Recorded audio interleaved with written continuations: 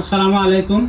আজি আপোনালোকক দেখাই আছো যে এই সিরিজ লাইনত যেটো আপনার ব্যাটারি ডায়োড কানেকশন দি পেলাই চার্জ দিয়া হয়, এই চার্জিংটো দি পেলাই ব্যাটারিটো উঠা হয় না নহয় এই বস্তুটো মানে আপোনালোকক দেখাই আছো। আমি এতিয়া টেস্টিং দিম, যদি উঠিছে তেনেহলে চলিব আর যদি উঠা নাই তেনেহলে নচলে।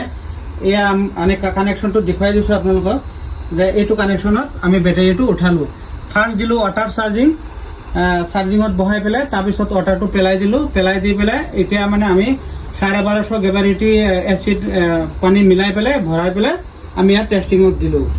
এতিয়া আমি ইনভাৰ্টাৰটো আগতে ফিটিং ৰাখিছো, নহলে ভিডিওটো দীঘল হৈ যায়। এয়া আপোনালোকক এইটো ইনভার্টারত দিছো, সিঙ্গেল ইনভার্টার। আপনার ইয়াত চেঞ্জেভার আছে, ইয়াত এটা চেঞ্জেভার আছে। আমি এতিয়া ইনভার্টারটো সুইচ দি দিম। ডাঙৰ ইনভাৰ্টাৰটো অফ কৰি দিলো। এতিয়া এই ইনভাৰ্টাৰটো সুইচ দিলো। আমি অন কৰোতে মানে সিঙ্গেল মাৰি দিলে ব্যাটাৰি মানে আমি অন কৰোতে ইনভাৰ্টাৰ সিঙ্গেল মাৰি দিলে। এতিয়া আমি ডাঙৰ ইনভাৰ্টাৰত দি দিলো। তাৰমানে এইবিলাক এনেকে কৰি পেলাই ব্যাটাৰি উঠাব পৰা নাযায়।